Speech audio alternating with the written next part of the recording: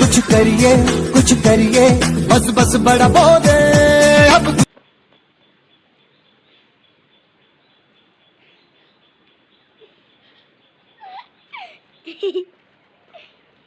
Joy Hind Joy Hind.